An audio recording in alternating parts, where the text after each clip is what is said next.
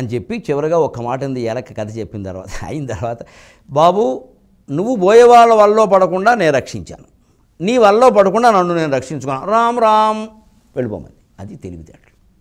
నిన్ను నువ్వు బోయేవాళ్ళ వల్లో పడకుండా చూసుకో, నీ వల్లో పడకుండా నన్ను నేను కాపాడుకుంటాను, నువ్వు బోయేవాళ్ళ వల్లో పడుకో.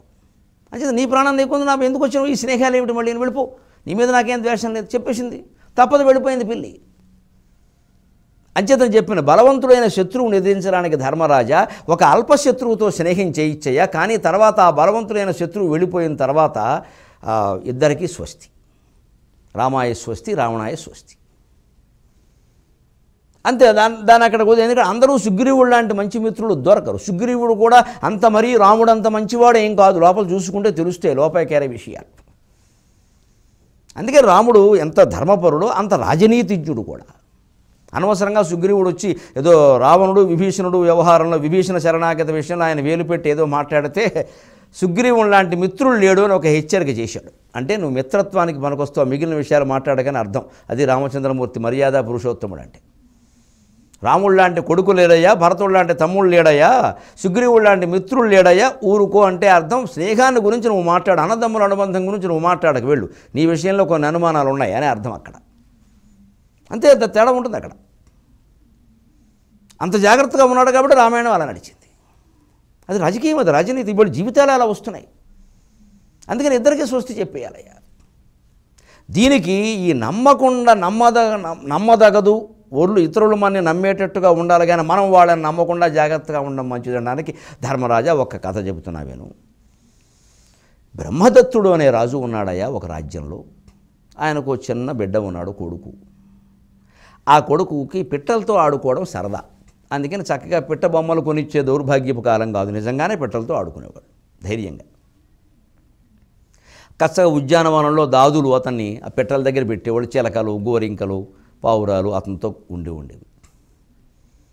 అందులో పూజని అనే పేరు కలిగినటువంటి ఓ పావురం అక్కడ తిరుగుతూ ఉందయ్యా. దాంతో ఈ పిల్లాడు ఆడుకునేవాడు. కొన్నాళ్ళకి అదో పిల్లని పెట్టింది. ఆ పిల్లతో కూడా ఆడుకుంటున్నాడు. సరే ఇది ఆడుకుంటున్నాడు కదా అని చెప్పేసి పూజనికి తన పెట్టతో పాటుగా రాజు కొడుకు మీద కూడా ప్రేమ కలిగి బయట నుంచి ఏవో చిలక కొట్టేసిన పళ్ళు అంటారే, అలా చిలకే. ఈ పూజని పేరు చిలక, పావురం కాదు, చిలకే. బయట నుంచి చిలక కొట్టేసిన పళ్ళు అంటాం కదా, ఆ పళ్ళు పట్టుకొచ్చి ఇద్దరికీ పెట్టేది. పాపం రాజుకి, పిల్ల పెట్టకి, పిల్ల రాజుకి, పిల్ల జమీందారికి, ఇద్దరికి పెట్టేది. చక్కగా చిలక కొట్టిన పండు రుచి ఎక్కువ.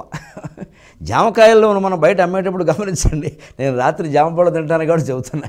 ఆ చిలక కొట్టిన పళ్ళు మంచి పండు వదలకూడదు. పైగా ఆ మండ రాసుకుంటుందో అది కూడా ఏమి ఇబ్బంది లేదు, అవన్నీ మంచివే.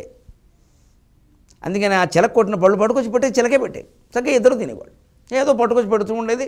తన పెట్ట కూడా చిన్న పిల్ల చిలక అక్కడక్కడే ఎగురుతూ అక్కడ దానికి ఏదో పంజనో గూడో ఏదో ఉంటుంది, అక్కడ ఉండేది. సరదాగా వీళ్ళని నమ్మి ఇలా ఉంటుంటే ఒకసారి ఈ పిల్లాడు వీడికి ఇంత చేస్తే ఓ 3 ఏళ్ళు వయస్సుందో 2-3 ఏళ్ళు వయస్సు. వీడికి ఏం పిచ్చి పట్టిందో తెలియదు. ఆ పిల్ల పెట్టతో ఆడుకుంటూ దాని పేకరంలో చంపేశాడు. చూసుకోండి, సరిగ్గా భీష్ముడు చెప్పి ఈ కథ అందుకోసం చెప్తాడు. తద్ద నమ్మి ఉండదగదు, తగిన వారినైనా తద్ద నమ్మి ఉండదగదు. ఈ తల్లి చిలక నమ్మేసింది ఈ పిల్లాడి దగ్గర నా పిల్లకేమీ ఇబ్బంది లేదని. వాడు దాన్ని చంపేశాడు. మరి పిల్లాడిని ఏమంటాం? పిచ్చి కోపం వచ్చేసింది తల్లికి. వీడిని నమ్మి నేను చిన్నపిల్లాడు కదా, నా పిల్లలాంటి వాడే, నాలాంటి మనస్తత్వమే వీడికి ఉంటుంది అని నేను నా పెట్ట కోసం పట్టుకొచ్చిన పళ్ళు వీడికి కూడా ఇంకో 2 పళ్ళు అదనంగా దాక్ష పళ్ళు ఏవో పట్టుకొచ్చి నేను పెట్టి వీళ్ళిద్దరి కోసం నేను తిండి తినడం మానితే చివరికి నా పిల్లని చంపేస్తాను వీడు. రాస కొడుకుగా అదే రాసవారికి ఏటి పరిచయంబు. రాజకీయ నాయకత్వాల గురించి, రాజకీయ నాయకుల మనస్తత్వాన్ని గురించి భారతం ఎంత విస్పష్టంగా చెబుతుందో చూడండి. అనుచరులారా, రాజకీయ నాయకుల అనుచరులారా జాగ్రత్తగా ఉండండి. రాచ కొడుకుగాదే రాచవారికి నేటి పరిచయంబు. వేగ కరుణ విడుచు హితవు చెరచు రాజులెందు నమ్మికకు పాత్రములే సమదమతులు క్రౌర్యరతులు. నాటి రాజులకి నేటి రాజకీయ నాయకులకి సమానంగా వర్తిస్తుంది. ఈ లక్షణం వర్తించిన రాజకీయ నాయకులు ఉంటే వారికి నమస్కరిస్తున్నాను నేను. భారతం మీకు నమస్కరిస్తుంది. కానీ సాధారణంగా ఇలా ఉంటారు. రాచ కొడుకుగాదే ఎమ్మెల్యే గారు అబ్బాయి, ఎంపీ గారు అబ్బాయి, మంత్రి గారు అబ్బాయి, వాడికి ఇంకో లక్షణం ఎందుకు ఉంటుంది? చిన్నప్పటి నుంచి డబ్బులు పుట్టాడు, డబ్బులు పెరిగాడు, నేను ఏం చేసినా చెల్లుతుందనే ఉంటుంది వాళ్ళకి. అది ఈ తండ్రి పట్టించుకోడు, తల్లి ఏం చేయలేదు.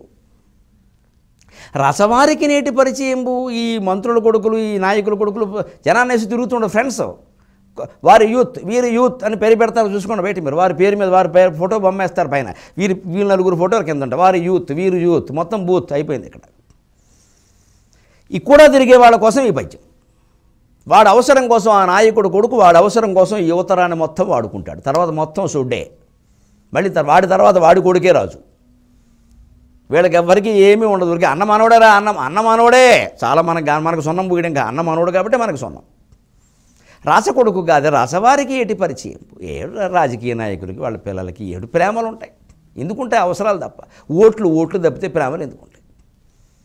వేగ కరుణ విడిచి అసలు జాలి ఉండదు, ఇట్టి విడిచిపెట్టేస్తారు, మాయమాటలు చెప్తారు. హితవు చరుసు, మనకి మేలు చేయరు, అపకారం చేస్తారు.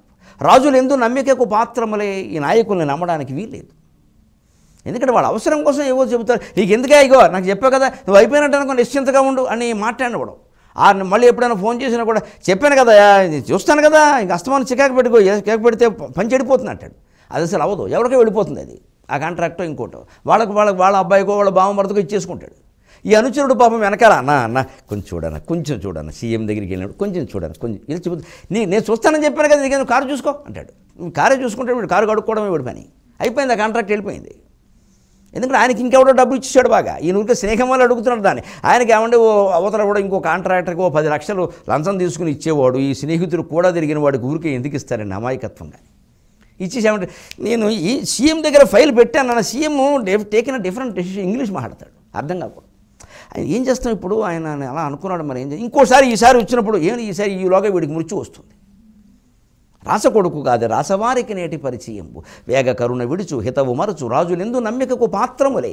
ఈ నాయకుల్ని కానీ వాళ్ళ పిల్లల్ని కానీ నమ్మద్దన్నాడు. ఈ కూడా తిప్పుకోవడం అంతా ఓట్ల కోసమే. సమదమతులు క్రౌర్యరతులు, ఎంత మదమెక్కి కొట్టుకుంటారు వీళ్ళు. సమదమతులు క్రౌర్యరతులు, క్రూరత్వం అనందే వాళ్ళకి. మొత్తం నమ్మిన వాళ్ళని నట్టేట ముంచేస్తారు. వాళ్ళ ప్రయోజనాల కోసం, వాళ్ళు సింహాసనాలు ఎక్కడం కోసం, వాళ్ళ మంత్రి పదవుల కోసం, వాళ్ళ పీఠాల కోసం వీళ్ళందరినీ ఈ కూడా తిరిగే మేడం, భజన మేడం అందరినీ వాడుకుంటారు ఖచ్చితంగా. చివరికి వ్యవహారం వచ్చేసరికి మళ్ళీ వాడు కూతురు, వాడు కొడుకు, వాళ్ళే టికెట్లు, వాడు పోతే వాడి భార్య. చచ్చిన ఈ పార్టీలో ఎంత సీనియర్ నాయకుడు ఆయన కూడా తిరిగేవాడున్నా వాడికి ఆ నియోజకవర్గం టికెట్ రాదు. ప్రత్యక్షంగా చూస్తున్నాం మనం ఉదాహరణలు. నాకు నిజం మాట్లాడడం అలవాటు, నన్ను మన్నించండి, భారతంలో ఉన్న విషయం నేను చెబుతున్నాను. అని ఒళ్ళు మండండి. ఆ పిట్ట ఏం చేసింది తెలుసా? ఒక్క దెబ్బకి ఈ వీడికి ఇలా అయితే కానీ తెలియదని ఒక్క పని చేసిందండి. 23.5 గంటల్లో చెబుతాను ఆ రాక్షస కార్యం ఏమిటో. అంతవరకు మనం తెలుగులో మాట్లాడదాం.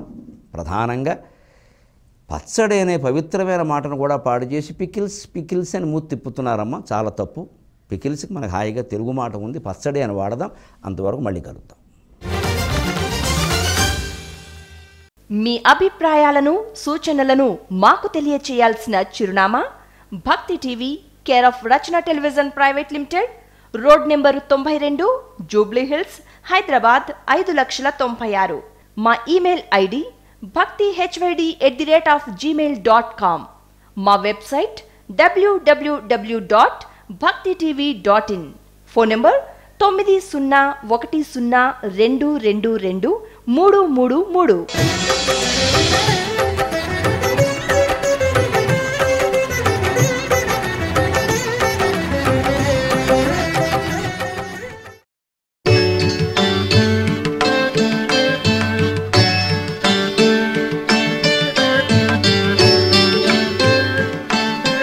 రాజకీయ నాయకులు, వారి అనుచరులు, ఉభయల ప్రయోజనాలు ఎంత విచిత్రంగా ఉంటాయో ఈనాటి భారతంలో చూడండి. ఆంధ్ర మహాభారతం ఈ రోజు రాత్రి 8 గంటలకు మీ భక్తి టీవీలో.